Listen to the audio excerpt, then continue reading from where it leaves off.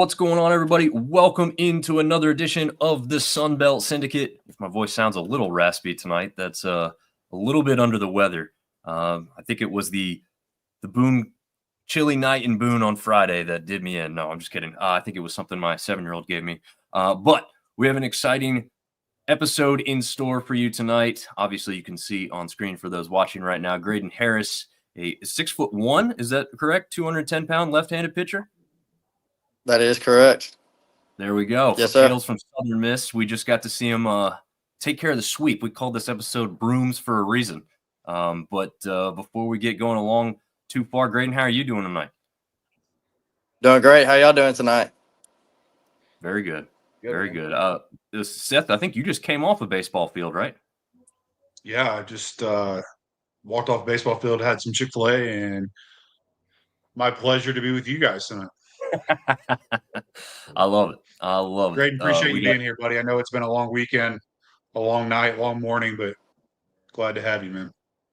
Thank y'all very much for having me. Wouldn't want to be anywhere else. Nice. Yeah, see, we're getting around, man. Our resident Red Wolves fan, Ben James, checking in, saying what's up and go Red Wolves. Marv, did you have a baseball practice tonight, or did you just came off the games from the weekend?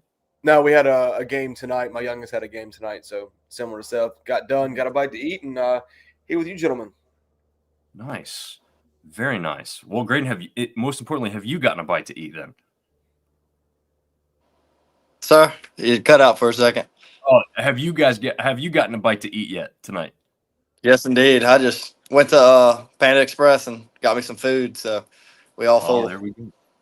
There we go. We know Panda Express well from a former player who's also been on the program and says that's his favorite road food. Is that like a favorite of yours? Or?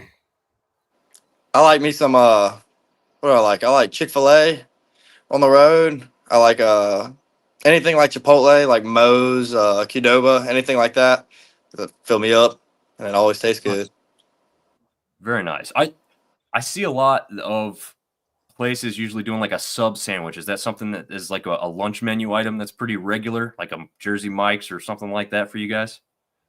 Yes, indeed. We'll have that every Friday night. We'll have a place called Lenny's. It's just like a Subway or any other place like that. And nice. Okay. It's always good. Yeah, I figure a little bit of meat and cheese with the bread. I don't know. Seth, Marv, you guys load those kids up on that kind of stuff too? No, I was just thinking of a funny story. Do you remember when we had the guys from Troy on and Dominic was trying to pick at them a little bit about what kind of food they had down their way? And I think the response was Popeyes.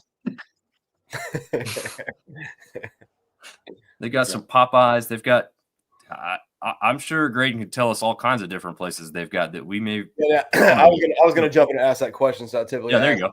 We're a little early in the interview, but all right, Grayden, your go-to spot in Hattiesburg. You just get done pitching, complete game, whatever it is. You're hungry. Where's your go-to spot and what's your go-to order? Usually after a long game like that, it'll be late. So it'll be around 9, 10 o'clock. I always go to Cookout right down the road, probably 3 minutes from the field. And I'll get 2 junior trays, both with all chicken quesadillas. So I'll have 6 chicken quesadillas, a shake, and a water. And I'll tear it up before I go to bed.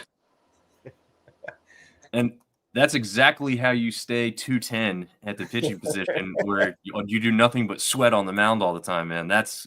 I'd be sick if I ate that much food. Grayden's popular on here. Maybe that's the key to all this is Southern Miss guys. I think that could be it. Look who's joining the stream.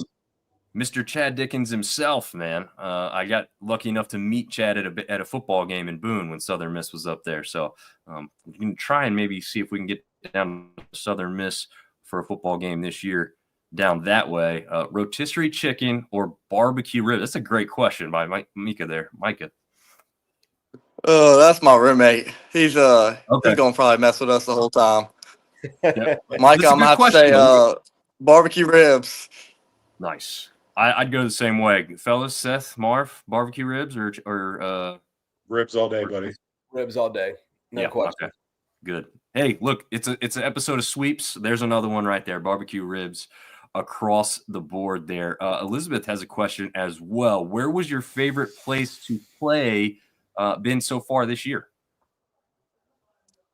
Favorite place, obviously, it's got to be the Pete Taylor Park. But on the road, we went to Alabama on a Tuesday night, and I just thought that was a really good stadium. It was just very clean and just very nice place. Nice. I don't know much about Alabama Stadium, but I would assume, it's a pretty nice facility there because it's. You guys went to Starkville too, right? Yeah. Yes, sir. That was How very was nice that? as well. Was it? It was very cool experience. I mean, other than losing, but the field was very nice. There you go. Ben's got a question here for you. What's your favorite MLB team? It's weird coming from Louisiana, but Chicago Cubs. Always been a Cubs fan. Okay. Did you guys have like WGN on TV growing up and they only played Cubs games? I think that's what it was because my dad was a Cubs fan, and I just grew up loving the Cubs. So 2016 was awesome. Nice. We got another viewer question. Then I got one for you talking about Louisiana. What is your favorite baseball movie? We actually just kind of talked about this last week, so it's a great question to ask. I don't know my favorite, but I know one I can constantly go back and watch, and I just love watching it. It's the Benchwarmers. Oh, okay. Wow, we didn't even think about that one. Well, I did not think about that one. That's a good one. Someone put that in the show notes. I love me some comedy movies, so Yeah. Benchwarmers has always cracked me up.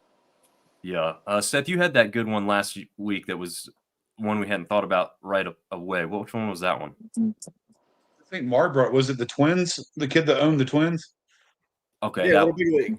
That's Little right. Big League. Yeah. You came up with a name, I think, finally, or one of you, vice versa. But either way, yeah. We didn't get enough of that comedy. I think Mars was Sandlot, right? Sandlot. You can't go wrong with Rookie of the Year either, though, man. Yeah. Mhm. I think mine's Sandlot too, just because it just seems so pure of a movie, and it has like a little bit of everything, I've got a 9-year-old, y'all know Mason, 9-year-old kid that's eat up with baseball. We probably watch Sandlot, especially during the summer, once a week at least. And it takes me right back to when I was 9 years old watching the movie. So I love it. It's got. But Marv, your kid's Moneyball though. He's Moneyball all day. He hasn't seen that movie yet, and I don't want to show it to him yet because I'm not ready to hear that crap come out of his mouth. Yeah, he'd be trying to tell you what to do as a coach on the field, I feel like. Yeah, he already does. Yeah. Well, Grayden, I have a question because where you're from is, I guess the best way to describe it is just a little bit north of Baton Rouge. Is that kind of fairly accurate? Yes, sir. Probably about 20 minutes out. Okay. So that puts you kind of right in the center of Louisiana, Southern Miss, maybe even ULM, and kind of close by as well, South Alabama. What had you end up at Southern Miss specifically, I guess? Why? Yeah. Okay. So it was my freshman year. I think it's the first time they reached out to me and wanted to talk. Didn't really know much about the program, but I was freshman in high school, and I just wanted to learn all about it, the college experience. So went to a few Southern Miss games, went to a few other games, and something about Southern Miss, the program, was just really stuck out to me. And it was really no question after I went to a regional in 2022, I believe, LSU versus Southern Miss. So I was an LSU fan growing up since I'm 20 minutes away. And went to the Pete. I think it was my probably second time ever going. And it's packed out. And you could just tell every single person there loves Southern Miss. And there had to be a reason for it. So I wanted to get to know why. And I could see why. It's a great program and just great people, great coaches. Oh, we could definitely Southern agree Miss on that. reaching out as a freshman in high school. That says a lot, my man. Yeah. Thank you. That says a lot. What other schools were you considering, or was it after you had that experience, it was just Southern Miss? Another one I really liked back then was Louisiana Tech. I like Tech, but I never really got to experience like something like at the Pete. When I went to the Pete, I kind of just knew like this is the place I want to be.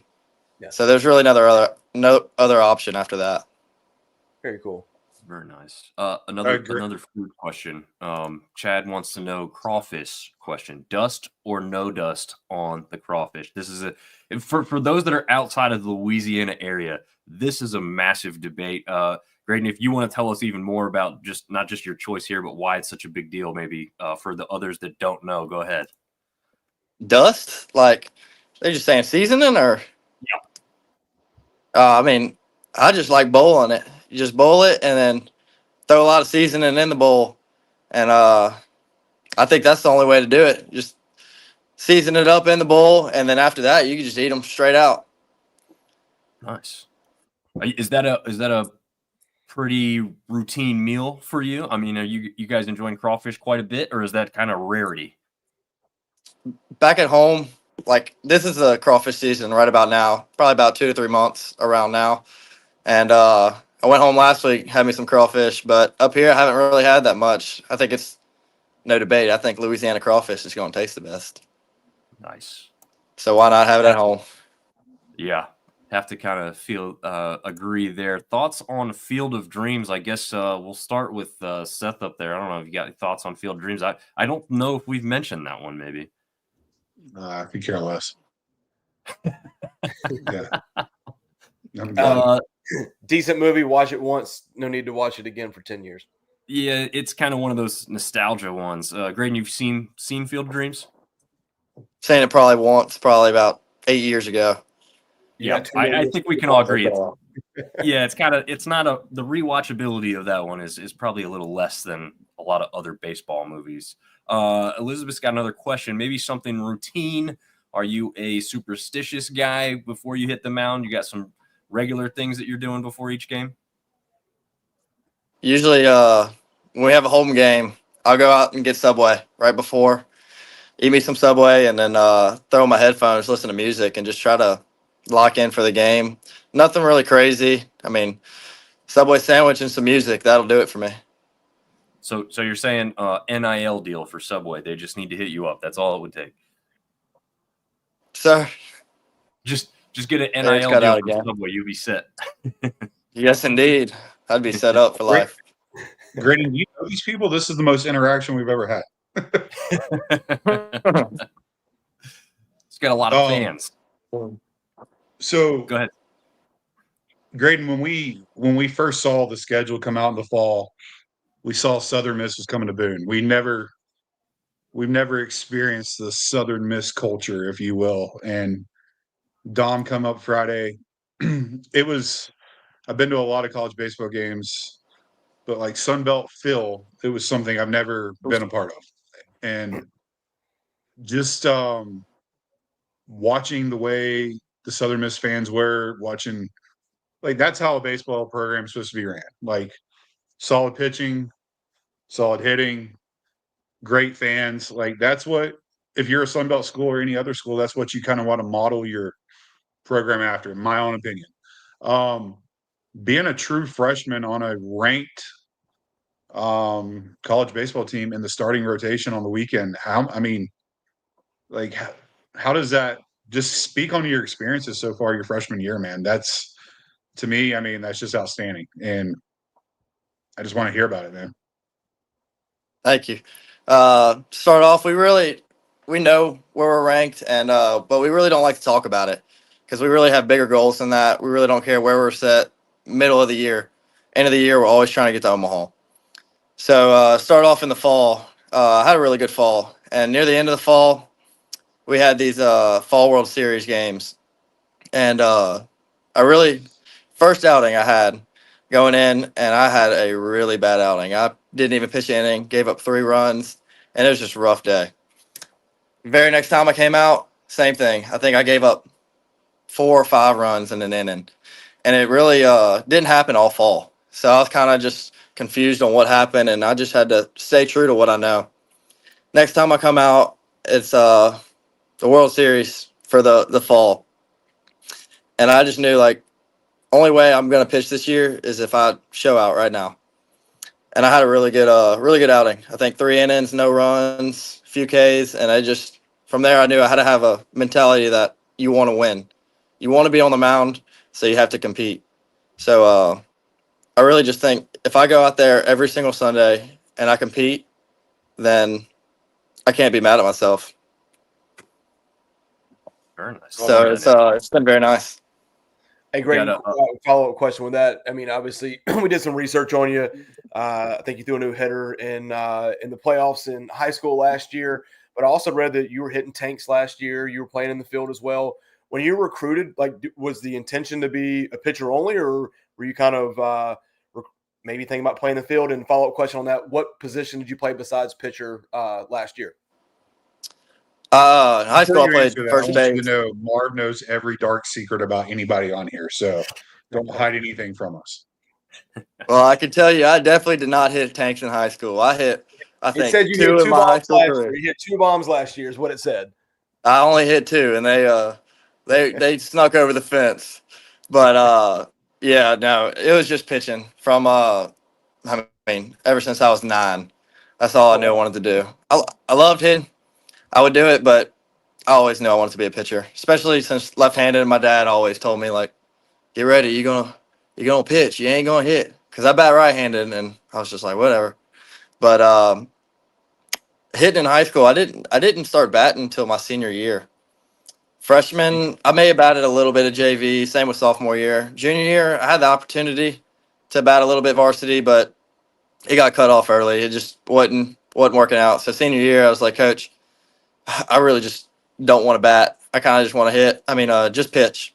And he's like, okay. And then same thing in high school. We did a little fall World Series, and I was the captain of one team, so I got to make the lineups, do the pitching, and stuff like that. So I pitched a few innings, and then I got cut off just because saved myself for the season. And then I was just managing the team, and I was like getting kind of bored. I kind of want to go hit, and I hit really well. I think I hit 2 home runs throughout a few days, and he's like, "Guess what? You don't got a choice. You're batting." So I had fun with it senior year. It was awesome. I'm glad I did bat. Very cool. Nice. Well, just a reminder, we're here with Grayden Harris from USM. We got a really important question we have to get to. You might recognize this guy's name just on screen, if you see it. More important, the physical or mental aspect on the mound. Great question. He knows more than anybody. It's a mental game up there. I mean, you could physically be there. You could be 6'5", 240 pounds, throwing 100. But if you're not mentally there on the mound, you won't get the job done. So I think pitching and baseball in general is just a mental game. If you're mentally there and you're giving it your all, then good things will happen. Buzzard Ball's got a fun one for you. Easier to strike out, Nick Monaster or get a hit off JB Middleton? Yeah, I mean, I don't even know if that question could be answered. I know, right? Nick's on a tear right now. JB, no way I could get a hit off JB. So I'd say striking out Nick, but because I can't hit. No way I can hit JB. But Nick, that's gonna be even tougher challenge. Not many people can hit JB, as we saw on Friday night there in Boone for sure, and he is up for D1 Pitcher of the Year. And speaking of that, Yes, can't leave you out of that because you're up for one of the youngest 100 players to watch or something. Let me see if I get top 100 freshmen to watch. I'm sorry, I butchered the name of that, but top 100 freshmen to watch. That's no thing to slight. I mean, that's really, really impressive stuff, man. Not only have you come in and been an instant contributor on a team as good as Southern Miss, but you are on a watch list for the nation as far as freshmen are concerned. So how does that make you feel, making that list your first year out in D1 baseball? Feels good. I mean, every single time I go on the mound, I try to compete. So I'm really just going to let that take care of itself. If I go out there and give it my all, then good things will happen. Yeah, absolutely. Hey, Grayden, you thought that you answered the question earlier that the mental part of the game is the biggest part. As a pitcher, kind of like a quarterback, you got to have a short memory. Just kind of talk about the process of like, man, I just gave up a home run, but the ball's coming right back to me. There's another batter coming back in the box. Just how you mentally make the adjustment, move on from the last pitch or the last at bat, and just keep pushing forward. Yeah, I mean, giving up a home run's not fun. On the mound, you're thinking like, oh my, I just gave up a 450 foot bomb right there. But you just got to know, maybe you missed your spot on that. Maybe who's sitting on that. Next batter, whole new hitter. So you just got to learn how to flush each pitch, even if it's good or bad. Get right back to the next one and be mentally there. So I really don't think giving up hits. I don't really mind if I'm throwing a contact. I love it. I mean that means I'm throwing strikes. So my goal every hitter is just fill it up. So strikeouts really don't matter to me. Hits don't really matter. If I'm throwing strikes, then I know my defense behind me will get me. Like your roommate's got another one.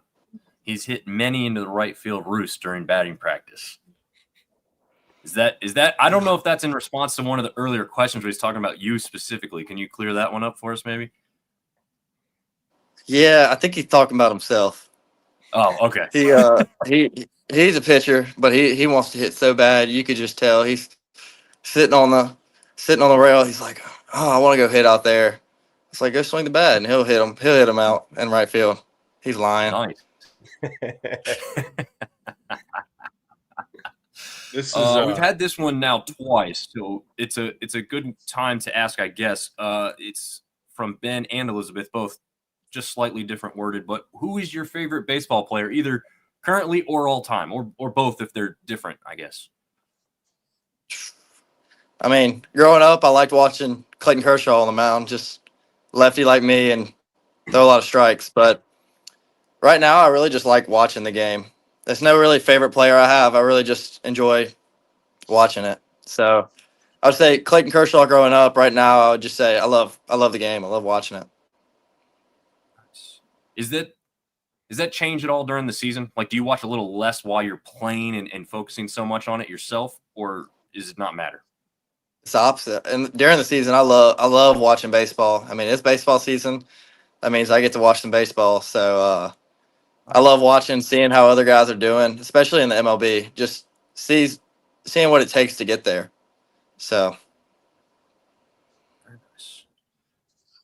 Let's see, we've got interesting question here. I don't know how much you've gotten into this. Maybe just hearing other guys too, and maybe some personal experience. Can you talk about the Major League Baseball draft process, decision-making process? Was there with that? Yeah, I had a little bit of it last year, and I got to experience it as a senior, and it was a very cool experience. I didn't get it till late. It was probably about late April. I started talking to a few scouts, but yeah, I mean there's a lot behind the scenes that a lot of people don't know about, and it was really cool to experience it. But I'm glad to do it again in 3 years, 4 years. But right now, I'm really just focused on winning right now. Did you get drafted out of high school and have to make the decision, or did that not happen? I did not. I talked to a few scouts, but I did not get drafted. Would you have, if it would have been right organization, right round, would you have, foregone college and went ahead and tried to go that way, or was college, your destination no matter what? Really wanted to come here, so I made a number in my head, and I really stuck to it. So I saw a few, but I really just knew college is the place I wanted to be. Yeah, it's a good answer. Nice. This is a very important question. As we know, baseball uniforms matter more than anything else. So what is your favorite combo there at Southern Miss? We recently wore camo jersey, camo hats, and that was the first time we wore them all year, and I thought they looked good. So I hope we get to wear those more often. Nice. That's probably my favorite. In fact, I have it right here. We've got you in the pinstripes here too. Are you a fan of the pinstripes as well? I think they look good. I think they look really good. I don't know. Something about those camo jerseys feel good. Nice. I don't have a camo jersey picture prepped and ready, unfortunately. Otherwise, I'd put that one up on screen. But we do have some of your stats here laid out. ERA 3.05, which, I mean, I think it's hard. I was trying to sort that on Southern Miss's website. You can't click ERA and have it go in ascending or descending order, unfortunately. But I believe that's second on the team. Is that? I don't know if that's something you even know, but I believe that's where it's at, under just JB Middleton. I'm not sure. I haven't looked at it in a while. Gotcha. don't quote me on that, but you're obviously very far up there on the team, regardless of that. 4-3 record, 33 strikeouts, 14 earned runs, but you've only given up 1 home run. And this conference is known for having multiple parks that are hitter friendly. Is that kind of something you hang your hat on, or is it not really matter? Is 1 just as bad as 5, or how do you kind of look at that? The way we think about it, if give up a home run, same as giving up a hit. I mean, that dude swing right there. If I would have thrown it a little bit lower, a little bit higher, it could have been a fly out, ground out. So the way we think about it is just a home run's just the same as any other hit. You threw it where you're supposed to, and sometimes they'll win the battle. So it doesn't really bother me. Home runs don't bother me. Yeah, I was going to say, especially in this league, Marv, Seth, and I always talk about is like there's so much talent that incredibly there was 4 sweeps this weekend, which hasn't happened at all yet this season. None of us predicted that many sweeps, and so it was just kind of a weird weekend. That's why I called this episode Broom, because it was very unexpected. But yeah, you guys see a number of talented pitchers and hitters on both sides of the ball throughout the whole season. So it's just an incredibly talented conference. Artie's joining the show, our favorite Texas State fan out there. So he's saying hey to everybody. Let's see who we got. You guys got a question for him? This is more for you two. I just sitting here listening to Grayden talk. It's just the mindset. We sit here and talk about Southern Miss every week. We talk about Troy. We talk about Coastal. This is the first time we've had any interaction really from a Southern Miss player. We had assistant on the beginning of the year, but the mindset's Omaha or bust. I mean, realistically, how many Sun Belt teams start the year and they fully 110% believe that it's Omaha or bust? I'm completely, after watching Southern Miss this weekend, completely balled in. I was like, App's not hitting the ball. App's not doing this. Like, that's because they're facing some tough pitching every single night, every single day. App's pitching, the hitters, I mean, top to bottom, hitting the laces off the ball. Like, I'm sold. I'm sold on this program. I'm so glad Grayden's here. Like, this mindset of Omaha or bust, like, that's what it is. Like, that's the culture. That's the, watching people travel that don't even have kids on the team 10 hours away to go watch it in the, that says a lot about a baseball team, man. And I know you're not done yet on here, but I'm rooting for you, for you to be on here tonight. I know you've had a long weekend, had a hell of a day yesterday, this morning, but that's what it's all about. That's college baseball. A Sun Belt baseball team traveling a few hundred fans to Boone on a week. I'm balled in, man. I'm happy. I'm pulling for you the rest of the year. Thank you very much. I mean, as a team, we always try to play for each other. We know the bigger goal at the end, so we try not to be selfish. Even though, I mean, sometimes you want to look at the stats, what you're batting and stuff, but overall, if we're doing something for a team, it's really more than just being individual. We really try to play together as a team, and we always know the bigger goal out there is Omaha. So we take one game at a time as the biggest game of the day. So like this coming up week, we have UNO tomorrow. And that's going to be the biggest game of the day. I mean, we got to win that one, and then we have to win the next one. So we take it one at a time, and that really helps you get better as a team as well. Yeah, absolutely. You got and Ben's mentioning Red Wolves come to your place down there at the Pete this weekend. So and they're coming off Brooms out, baby. Well, they just had the Brooms out too. So I mean, it's just kind of a hot matchup coming in. So we'll see. This is going to be a fun one there. Not even close. What advice can you give your little cousin Hayes on how to maintain his composure on the mound? Hey Hayes, you just gotta go out there and do what you do. I mean, you just throw a lot of strikes and good things will happen. Don't really worry about the outcome. If you're throwing strikes, then that's what I'm talking about. That's what we want you to do. Throw a lot of strikes, and that's the main goal. There you go. Dear old dad wants to know why the jersey changed this weekend. The number specifically, I guess, is what we're looking at here. Oh, yeah. I was wearing number 53 yesterday, usually wearing number 16. Woke up in the morning to go grab my jersey, and it wasn't there. And I was like, y'all know where my jersey is? They're like, yeah, I think we put it out. And they did not put it out. So went with number 53 yesterday. Seth, you want to hold up that jersey you stole real quick so you can show them where you got it? You went like linebacker number there, huh? 53 from 16. That's a pretty big jump. So that's Pretty big jump. Interesting. Did they find it now? Is it been found now or? I hope. I have no clue. They haven't told me. It's either back here or it's up in North Carolina. Oh man. What was 53 just the next jersey number that was your size? You're like, yeah, I'll just take that one, or was there any choice involved, or was like this is what you're wearing? I think it was 51, 52, or 53. And I said, don't really matter to me. Just toss me a jersey and I'll go throw. Nice. I like that. Well, speaking about up in Boone, Marv was unfortunately supposed to be there and didn't because his kids were booked up with makeup baseball tournaments. But yeah, I mean, I want to touch on what Seth did just real quick as well. Immensely impressed with how many people showed up on a rainy Friday night. On top of everything, a game that was delayed an hour, and everybody from Southern Miss that had made the trip still came up the mountain, which is obviously almost at the top of the mountain there, specifically at the school for those who have been up to Boone for a game. And they were up there ready. They brought in just as many people as App State did, it seemed like.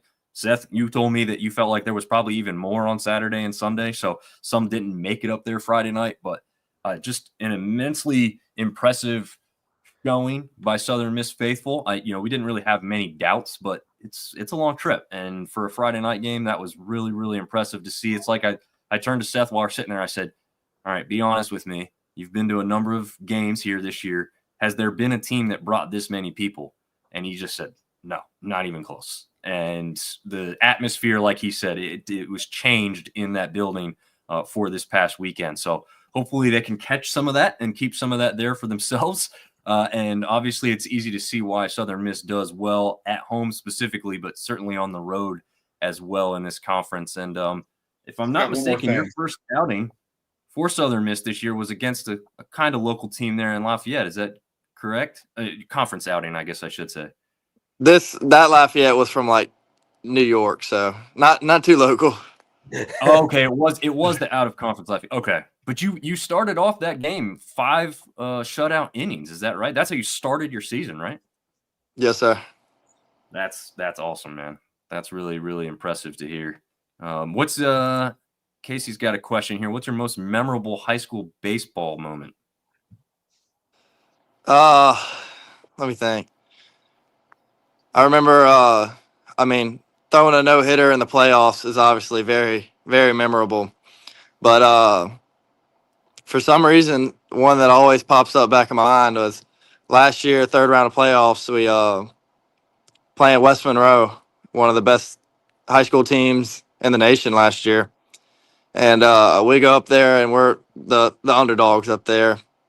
And we take the first game 5-0. And I think I threw the whole game, no runs. First time they got shut out that whole year, and I also hit a home run. So that was a very fun game. Nice. I can see why that one sticks out. Yeah. Oh yeah, that was a great one. And I played summer ball with a few buddies there, so I knew they were really good. They first 3 hitters are all Division I starting hitters now. One goes to Ole Miss, Hayden Federico. Another one goes to LSU, John Pearson, and then another one, Louisiana Tech, Trey Halsey. And they that was not a fun back-to-back hitters to face. It sounds like you went through them a couple times with zero issues. Ooh, yeah. It didn't feel like zero issue. There's a battle each at bat. You said Federico. Is that a common name in the area, or is he related to the coach of ULM by chance? Since That's his dad. Oh, there cool. we go. Very okay, cool. Very interesting. Oh yeah, it's I had a feeling, but I had to ask because I'm like, I don't know, maybe it's a name I'm not. Yeah. Oh man. Hey, Grayden, you guys got any more questions for Grayden? I heard something this weekend I didn't know about, and I know nobody's making excuses, but tell us about the team during the Marshall series. I don't think Dom or Marv have heard about this, but I think it was kept pretty quiet as well. But tell them, was there a sickness going around? It seemed like it. When we got back, it seemed like half the team was sick. But we don't make excuses on if we're sick or not. We're gonna come out there each week to play, and that week Marshall had us. I mean, they came out there and they wanted to win a lot more than we did. That was a really good learning point for us. I mean, we're gonna go out there play our best ball. If we do our best and we don't win, coach is still gonna be happy. But it just seemed like that week energy wasn't there, and just we weren't playing the best ball we had. And Marshall's a really good squad, so I mean, we knew going in there it wasn't going to be easy, and they definitely took advantage of us that weekend. They won the series, and I mean, we're really hoping to play them again, just because we know we have a lot better ball than what was shown there. Yeah. If you play like you did this weekend, you guys are definitely going to be well on your way. It seems like, not to look too far ahead, and we'll talk about this when you jump off so we can get into it in more detail.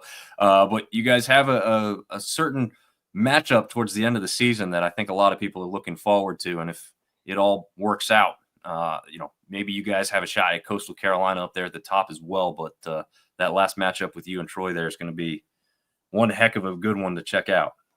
But oh yeah, I don't want you to get your thoughts on that. That's far in the future. I know you guys aren't focusing on that. That's for us fans to talk about and predict coming up and everything else. But Marv, you got any other questions for Grayden?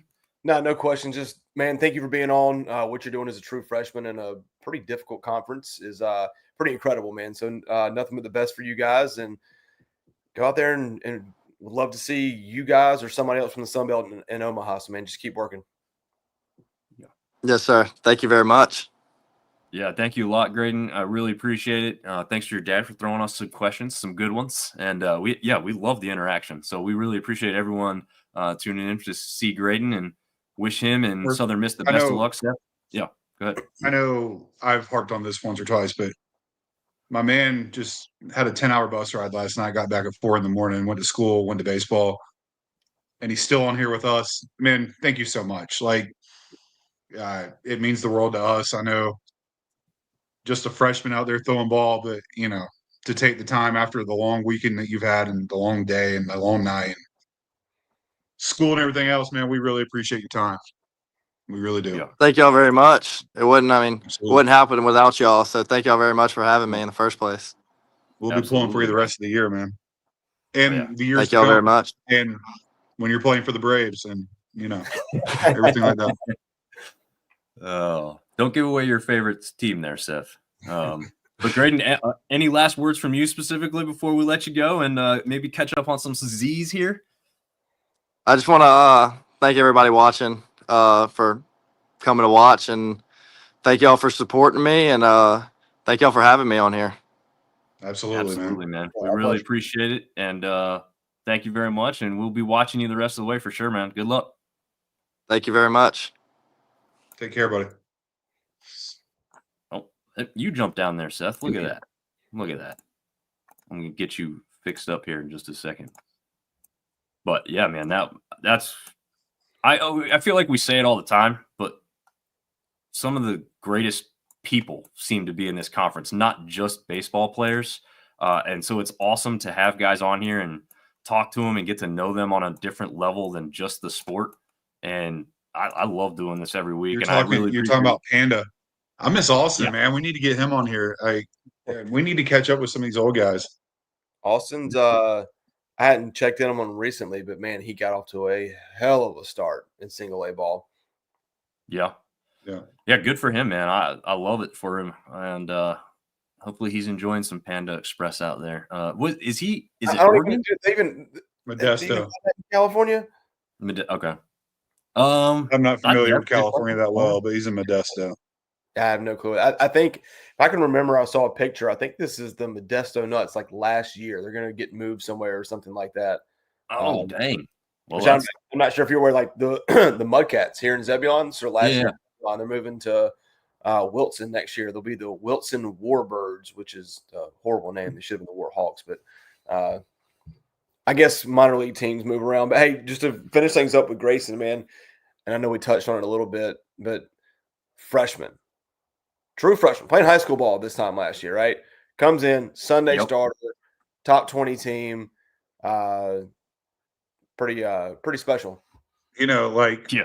especially if this was football or any other school, we'd be thinking transfer portal, things like that. But dude, he's at Southern Miss. I don't think he's going anywhere. Like that's kind of where you want to be. So I mean, Well, yeah, and we've talked about that, right? Like, there's 4 or 5 danced teams around in it this with conference. Bryce, but Yeah, there's 4 or 5 teams in this conference that feel and treat themselves and prepare just like any top team in this country.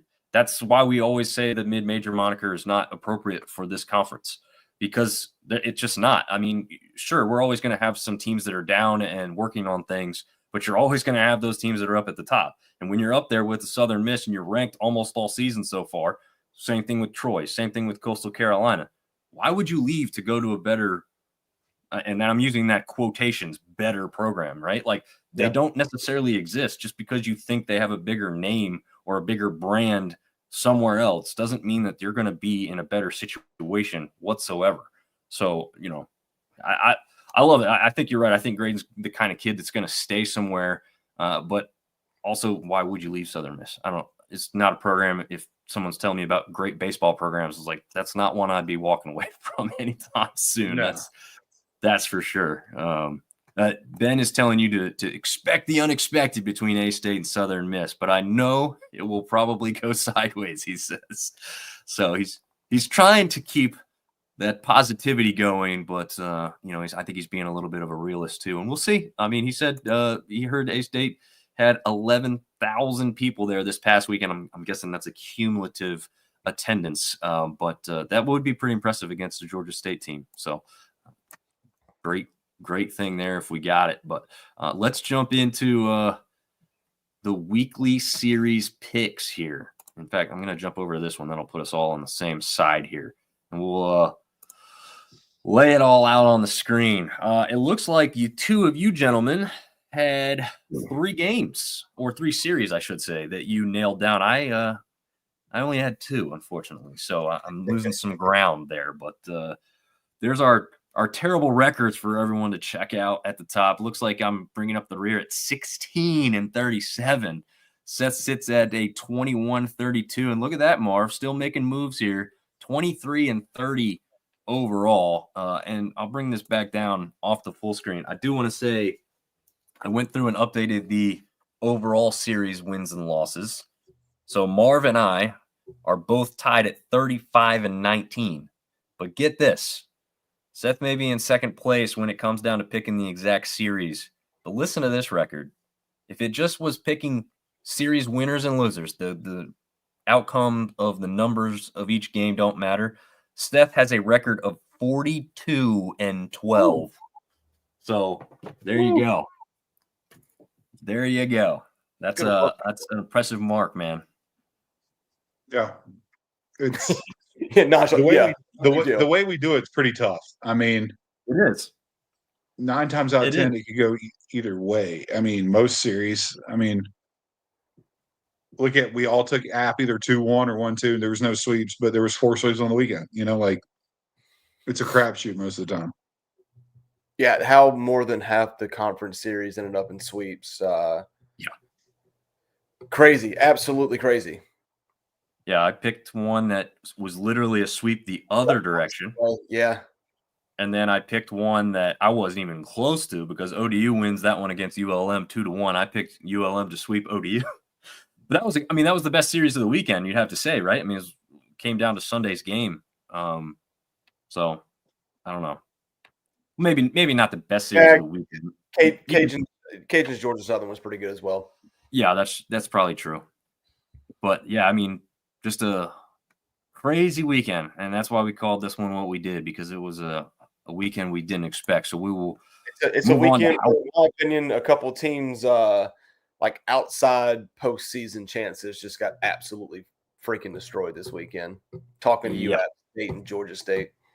Yep, I think so. We had Coastal Carolina, number 21, go down to Charleston in a midweek. Florida just dismantled Georgia Southern, unfortunately. That would have been a nice one for a little bit of RPI. East Tennessee, an app. For those that don't know, East Tennessee is actually pretty well rated in the RPI, so a pretty good team that had come into Boone there, but they get the victory 13-6. Look at that Marshall score, 10-0. Keep an eye on that. 7-inning game, 10-0. And then, okay, Georgia State takes care of West Georgia there, 4-0. Couple games get canceled because of the weather. Southern Miss having one of those games. Heartbreaker in San Marcos, man. Oh my God, that was so bad. It was I think it was the latest game of the night, if I'm not mistaken. And I'm sitting there. Yeah, I was sitting there watching it, and I'm like, "Don't blow this! Don't blow this!" Artie's probably punching air right now. I'm like, "Don't blow this! Don't blow this!" And then they gave up the lead. They get the lead back, and then boom! Not only a home run, not only at the end of the game, a grand slam to win it for Texas. 14-11. Actually, no, I'm sorry. They did not win. That was the top of the ninth. Texas State had a chance. Yeah. But they went 0-for-3 at the plate. I think they went 0-for-3. It was 3 outs pretty quickly, unfortunately, so it wasn't much of a threat when they were down 3 runs. So, man, very unfortunate that momentum killer it is, like how that stadium was probably rocking all night, and then that happens. You've been up most of the game, go down, come back up, and then that happens in the top, and just like the place goes flat. Yeah. I even saw a Texas State fan tweet out. I don't even remember what account it was. I wouldn't put them on blast even if I did. But anyway, they tweeted out, "How do we beat a team like Texas?" So already thinking they had the victory in hand, but we can't win our weekend games in the Sun Belt. And then of course we they haven't don't. noticed. It's like, oh man. Yeah, exactly. Anyone surprised by number 20 Troy struggling there with Alabama State a little bit? I don't think that should have been a close matchup, and we got a 2-run game there. Getting to the point where midweek scores don't surprise me at all. Yeah, we're also getting to the midweek point. Midweek really affect the RPI? I wonder. Like if that would have, what's Coastal's RPI? I wonder how much Coastal's RPI dropped. Coastal's RPI it was at 13 this time last week. It's at 13 this time this week. Coming off a sweep, yeah. Yeah. You got enough of it the other direction and a close game. I would have loved to see what would have done that RPI if they lost one game. That Friday night game to JMU that got postponed to Saturday. Yeah, they were very close. Hey, Southern Miss gets bumped up 2 spots from coming up to Boone and winning. There you go. Respect for winning on the road there. Ben says Red Wolves sweep the season series with Memphis. So that's a big one because that's a regional rivalry. Again, those 2 canceled games, they are canceled. They will remain canceled. Neither game will be rescheduled, at least from the official accounts of both the Cajuns and the Golden Eagles there. So don't look for those 2 matchups to happen down the road. All right, we got to talk about this one. Marshall beats Morehead State the first night. In 7 innings, 10-0. Okay, that was in Marshall, in Huntington, home field, no surprise. They go to Morehead State. And if you haven't seen the layout of Morehead State Stadium, it's ridiculous. But regardless, got to go there, got to play the game. Apparently, they score a lot of runs there themselves.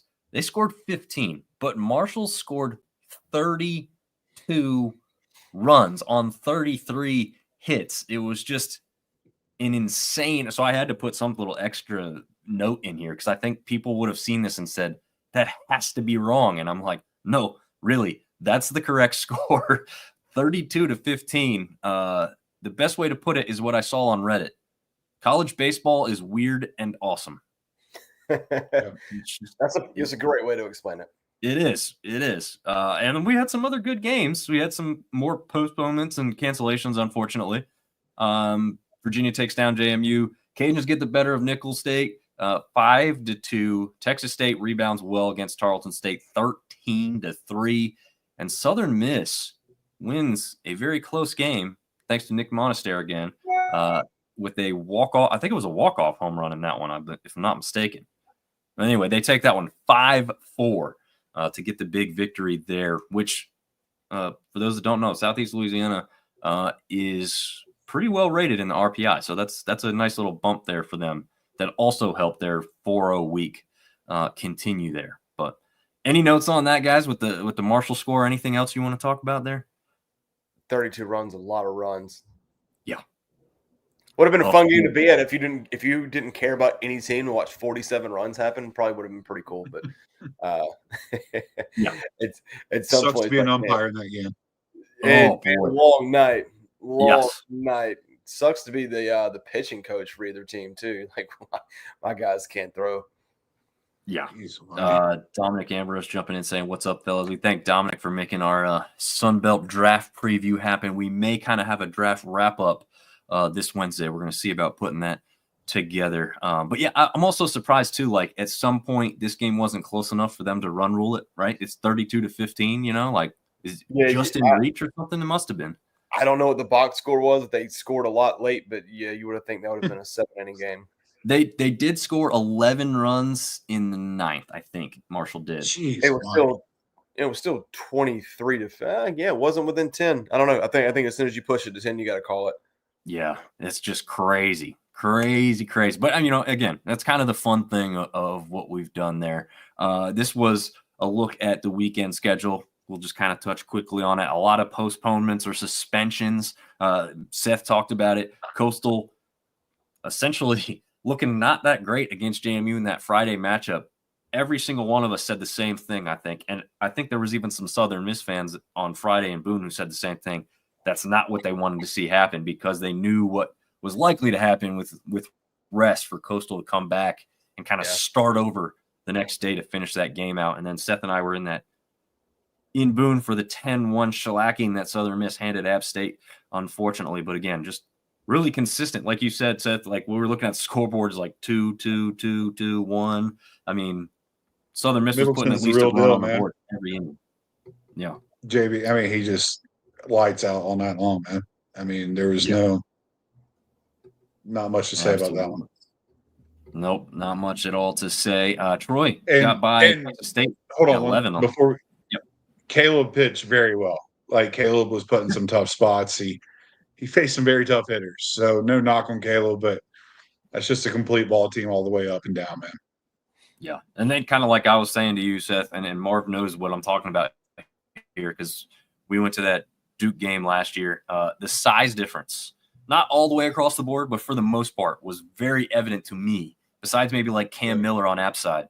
A lot of smaller guys than Southern Miss's lineup. And not all of them were huge weight room wise. I'm just talking about just height, everything. I mean, just all the way around. Southern Miss's lineup is impressive with the size, and you just kind of feel and look like a big time program like that. So pretty interesting to see that in person for the first time this season. Saturday, again, we had a lot of doubleheaders, a lot of stuff that was being made up or restarted from a Friday thing here. But unfortunately, we knew a lot of these were over after Saturday. Most of the series in this conference were over after Saturday's results, and you can see a lot of those there. We won't go over each and every one because we will focus on how it wrapped up on Sunday. Again, 4 sweeps across the conference. Coastal Carolina, Southern Miss, Marshall, Arkansas State all come away with the brooms and win in sweeping fashion. The Cajuns take the last one, or I'm sorry, the Cajuns had won the series. Georgia Southern takes the last one, though, 4-3 to get one back. And Texas State and Troy were kind of in a little bit of a battle. Again, you know, Troy had won the series going into Sunday, but that first game took 11 innings to get through. And then Texas State run rules them in the last one. Again, interesting aspect. Troy has not yet lost a series in conference, out of conference. Haven't lost a series. But guess what? They do not win Sunday games in conference series when they're up 2-0. They don't do it. It's their kryptonite. I don't understand how that happens, but they just don't win Sunday games when they're already up 2-0. I guess if it's 1-1, they have a better record, but it's 2-0.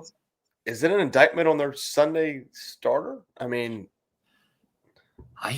maybe honestly, you know, I have to sit there and watch and pay really, really close attention if it's like something that they're doing that's happening. But they made it change by now if that was the case. But yeah, I would agree. Yeah. And I do need to apologize to Ben. I'll give credit where credit's due. Georgia State's a pretty decent baseball team. Good for Arkansas State, but I will say Southern Miss is not Georgia State. So good luck. That's correct. Now, I will say that what we've seen is Georgia State can hit the ball. So it'll be interesting to see if that offense for A-State has done something like that and maybe is a little bit more potent than what they just saw last week with App State. But he's saying that one of their games was delayed 3.5 hours due to rain. Yeah, That's like starting over, honestly. A 3.5 hour time delay is kind of crazy there.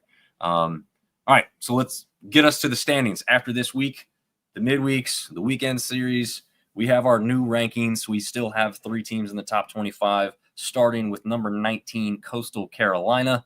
Again, this is the D1 baseball rankings. That's why what we go by here. Southern Miss comes in at number 22, but above Troy, who's number 20 in the standings at 15-6, just a 1-game difference, a 1-game gap there.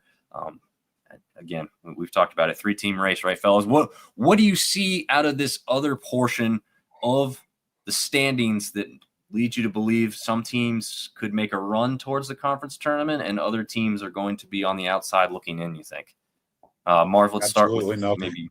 I think they're all on the outside looking in. Outside I really do. No one, I'm pulling up RPI right now, but not a single team has proven to us that they can. I mean, if you were competitive, I don't know. Like we all talked about, we could have saw App at least winning 1 game this weekend.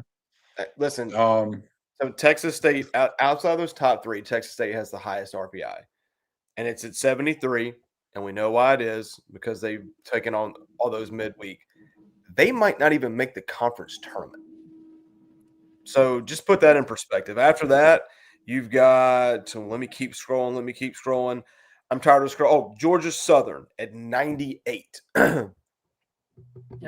Like, I'm sorry. This is the year that we only get 3 teams in. It would take a miracle, in my opinion. Like, Louisiana's got to sweep everybody. Georgia Southern would have to sweep everybody. Those are your only 2 chances, I think, because Arkansas State's RPI is like way down there. Well, okay. So maybe you didn't hear me phrase this. I'm talking about the conference tournament too. Like, I'm not worried about NCAA. I think you're right. We're looking at 3 teams, unless a team, like you said, goes undefeated the rest of the way, wins the conference tournament, and like it's probably Texas State because their IPI is also well enough, close enough to the top that it would push them over the edge. But as far as conference tournament goes, is there anybody you think like is totally completely out? I mean, probably JMU, but I mean, you've also got, they're only 1 game out from ULM and South Alabama at the same time. I don't know. I think there's only 4 teams that don't make it as well, by the way. I think there's 2 play-in games, and then those 2 teams have 1 game to win or go home, and then everybody else gets, the double elimination aspect.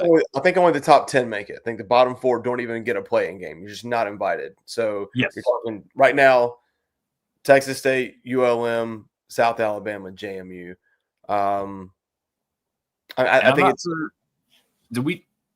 I don't think Texas State and Marshall have played this year, so their tiebreaker may be something harder to figure out. But one of those 2 teams would be in, and one of them would be out. Yeah. I don't know. I think Marshall got in. I could see Marshall making some sort of run, but that's about it. Nobody else has been consistent enough to lead us to believe that 2 of these top 3 teams would not be playing on Sunday for the championship. Ben James just asked what's I agree with that. RPI. Let me find that for you, Ben. It was really low. I'm going to find Arkansas State's RPI. Arkansas, go towards the bottom and then scroll up. I'm not even trying to be funny, but it was very, very. It was the lowest of all teams last week, so I wouldn't assume it's massively different this week. Yeah, I'm at 210 and haven't found it yet, so yeah, it's low. Unfortunately, Ben. Sorry, bud. Yeah, I don't think you're going to get a ton of points even with the sweep, unfortunately, but we'll see. I'm determined to find it. You guys keep talking, I'll find it. All right, there we go. Well, while you find it, we will jump over to kind of the best in class. This was a little bit tougher this week. There was so many in AA, I feel like. Again, we've got our top 3, Southern Miss, Troy, and Coastal. I don't feel like anybody else is touching them at the show level. I put the Cajuns in AAA. They've had a decent week here. Now when you look at where they're at in the standings, they're that 4th team as of right now. So, get the win over Georgia Southern team that was kind of feisty with them. So I put them in AAA. Otherwise, there wouldn't have been anybody in AAA because I feel like everybody else is solidly planted in AA there. ODU, ULM, Georgia Southern, A-State, Marshall, Texas State, and Seth bringing up the rear, unfortunately. It's a team we just saw this weekend, and App State, Georgia State, JMU, South Alabama. Marv, where did A-State sit in the RPI? 147. They're actually better than what I thought. 147, but still okay. with 3 weekends left, that's it's an awfully tall mountain to climb. Yeah, definitely is. Any arguments here with best in class where we're moving these guys around? I want to take a nap all the way down from AAA to single A after a week. I probably would have dropped him to double A. But I think here after the next couple weekends, it could just be like the show and nobody else. Yeah. Marshall came off a sweep as well, so. Yeah, that's true. It's a good point. But they had those 2 wins over Morehead State where they won somewhat easily, I guess you could say. That one game was a score fest. But yeah, App State 0-4 over their last 4 games. We talked about it last week, and obviously we're all App State fans. If there was a week where you couldn't lay an egg, it was last week. We talked about the next 2 weeks being paramount for them. In a week that you probably needed to go 3-1 to go 0-4. It's 0-4 with Wake Forest and Coastal coming up, so you could go you could go 0-8 for 2 weeks. Yeah, that stinks. Yeah. All right, well, let's talk about that. So we've got this week's midweek schedule. Coastal against UNCG. I don't really know much about UNCG's baseball program, but I haven't heard much this year, so I'm thinking they're not all that great. Coastal hopefully wins that one. UNCG is they're a tournament team from what I've been reading. Really? Oh, okay. Interesting. Is the Coastal Clemson midweek? Is that next week? Yeah, next week. Next week, we have App State playing Wake Forest, and the only note here I'd say is one, Wake Forest is still not back in the rankings, so they're falling off quite a bit this year. This one is it's not a home game for either team, right, Seth or Marv? I don't know. It's at I don't even know which field this is in. Is it kind of close to Charlotte or something they're playing this thing at? Who is it?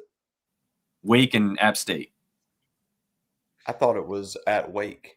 No. It's not in Shelby, is it?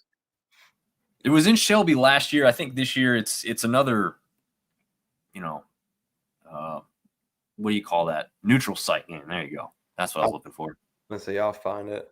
Couldn't think of the neutral word. Isn't that kind of sad? We've got the I-35 rivalry, UTSA versus Texas State. I mean, Texas State, like you guys said, going for that Texas State champions crown. They need to take that one over UTSA to keep that thing alive and well. Marv, did you find it? I was about to say if they would have won, they would have beat Texas twice in the season. We could have went ahead and crowned them Texas State champions. That game is Shelby Keeter Stadium. Okay. So that's where they have the Junior Legion World Series, by the way. Yep. Yes, it is. But Wake Forest is technically the home team because it has us at Wake Forest. Gotcha. Not really that close to home in Shelby, but whatever. They'll travel well for sure. Again, getting us down to Conway for the weekend. Yeah. New Orleans travels to Southern Miss. New Orleans, I believe, still pretty good RPI ranked team as well in that Southland Conference. And New Orleans last year played a bunch of our teams close. And remember, if it was at the top of the conference or the bottom of the conference, New Orleans seemed to come to play. So that is a formidable foe they can't take lightly there. And we know Grayden had just talked about that one being a big matchup. So definitely one that they'll want to stay on their winning ways for. ULM against Northwestern State, of course. Arkansas State against former Sun Belt member Little Rock, and Jacksonville State. It's so crazy that Jack State is their abbreviation, but they're really Jacksonville State instead of Jackson State. It's just very confusing. But anyway, Jacksonville State takes on Troy, a local regional matchup. So definitely one Troy will not want to take lightly there. Any more notes on those games there, fellas, real quick? New Orleans 82 RPI. So yeah, that is a big game. There you go. And I think a couple of these are rematches. I'm not sure about that Nichols versus South Alabama one. It's a little bit regional, but I don't think that's a rematch. I think everything else is. I believe Georgia Southern's already gone head-to-head with CSC. That'll be an interesting one because they just took down Coastal. And Mercer, I believe, has already gone head-to-head with Georgia State. And Marshall certainly has gone head-to-head with West Virginia, as we talked about that walk-off steal of home plate. How about the trajectory of West Virginia baseball? Yeah. 3 weeks ago, they were unranked. Now they're number 16. I'm talking about a team that has only lost 5 baseball games all year. Think about Wow. that. 37-5. It's insane. It's insane. Yeah, I've never thought about West Virginia baseball being like anything to note. There's only one other team in the country that's only lost 5 games, and it's Texas. Obviously, And Big 12, SEC, different conferences, right? But right. you know how hard it is to only lose 5 games after you played 40-plus baseball games? That's insane. That is absolutely ridiculous. You are right. Yeah. And guess what? One of the teams towards the bottom of our conference beat Texas. So there you go. Crazy. All right. This is the last slide we've got for everybody. Weekend matchups. Marshall travels to ODU. App State travels down to Coastal Carolina, number 19. Again, a new ranking this week. The Cajuns travel to Atlanta to play Georgia State. JMU takes on Georgia Southern in Statesboro. Troy travels on the road to Mobile to play South Alabama. Arkansas State, as we've mentioned with Ben on the show too, travels to the Pete to play number 22 Southern Miss, and ULM goes on the road to play Texas State down there in San Marcos. Any kind of crazy predictions? I know we're officially going to put those out towards the end of the week, but anything you see going sideways or surprising and shocking people? I'm going to pick 4 sweeps this week. No, 3 of them. What's your 4th one? It might surprise you. Yeah. All right. Well, that'll be interesting. So keep your eye out on that. I was just joking. I don't think I'm going to do 4 sweeps. I just speaks to this conference. I mean, yeah. You know, once again, if we are really stretching and you're trying to find the 4th team, like who could make a run here, right? Like who's There's not. There's not. I keep looking for like the optimism, the glass half full person in me wants to be like, well, if so and so did this, and I can't find it. I cannot find that. The 2 teams that we were highly considering just got swept. Yeah, I guess the only thing that we could hope for at this point is that Troy, Southern Miss, and Coastal keep steamrolling everybody. They are going to have to play each other at some point, and maybe instead of getting 4 in, like maybe this year's like we host 2 regionals, and like that's something we hang our hat on. That would be cool. That would be a really cool thing to have happen. Ben, you want to put money on that one? No chance.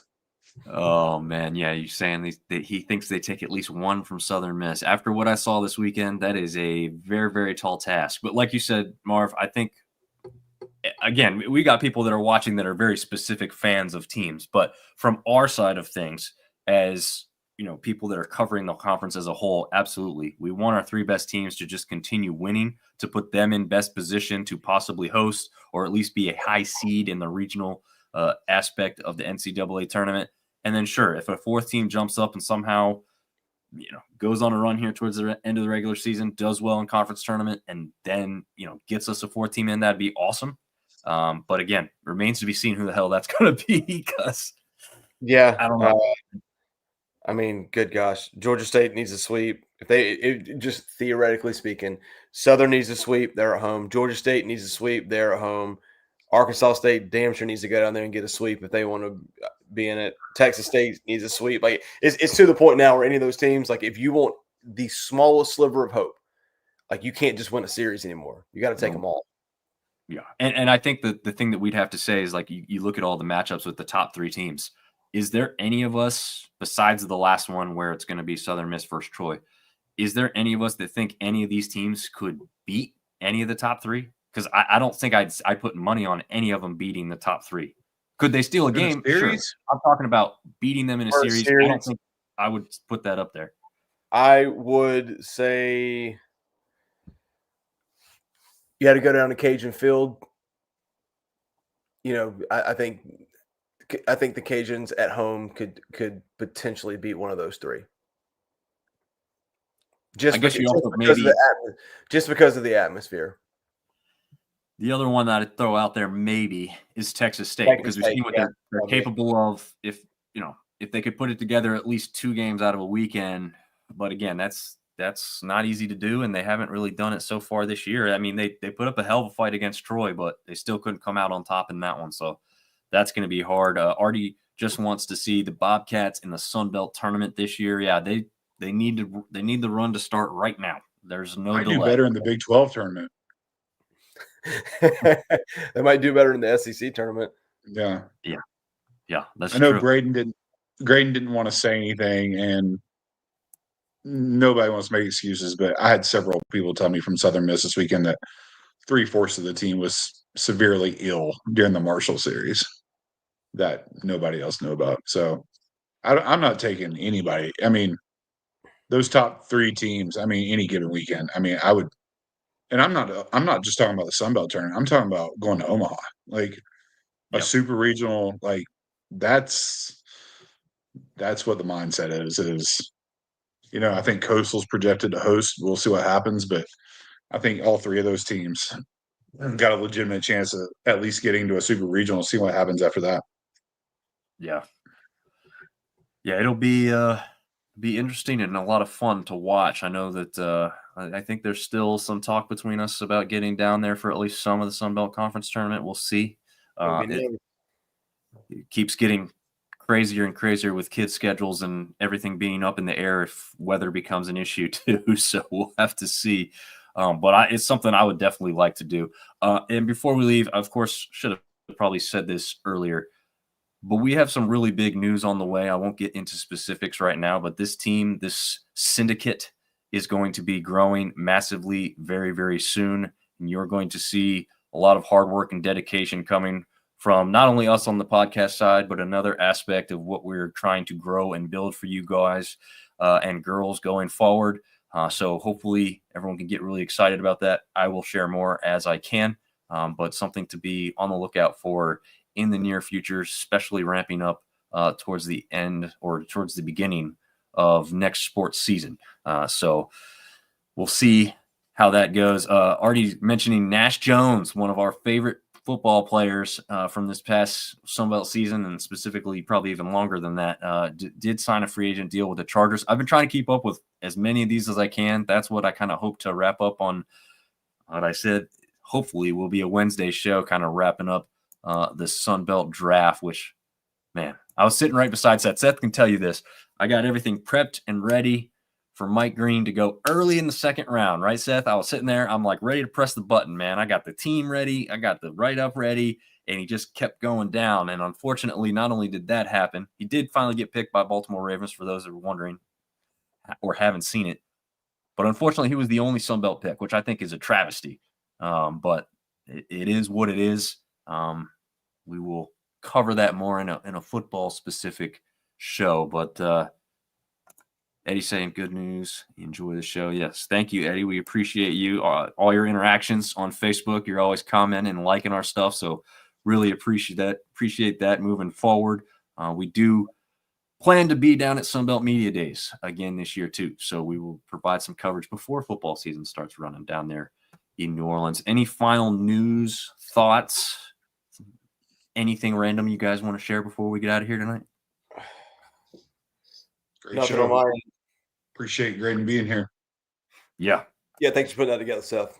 Seth comes through in the clutch. Like if it wasn't for Seth, we wouldn't have had like 80% of the guests that we had. So That's right. shout out Seth. Yeah. No, Seth is definitely the most outspoken person in the best way possible. Me and Marv don't jokingly call him the mayor of Boone for nothing, because he's loved by all people and he knows a ton of people. So if you see Seth walking around and you're local to Boone, say what's up, because he's not going to shy away from a conversation with you. No, not at all. Yeah. And Artie, we can't wait either, man. He says he can't wait for an even better SBS. So that is what we hope to build with you. And I guess that about wraps it up. We will see you guys on next week's episode. See you later.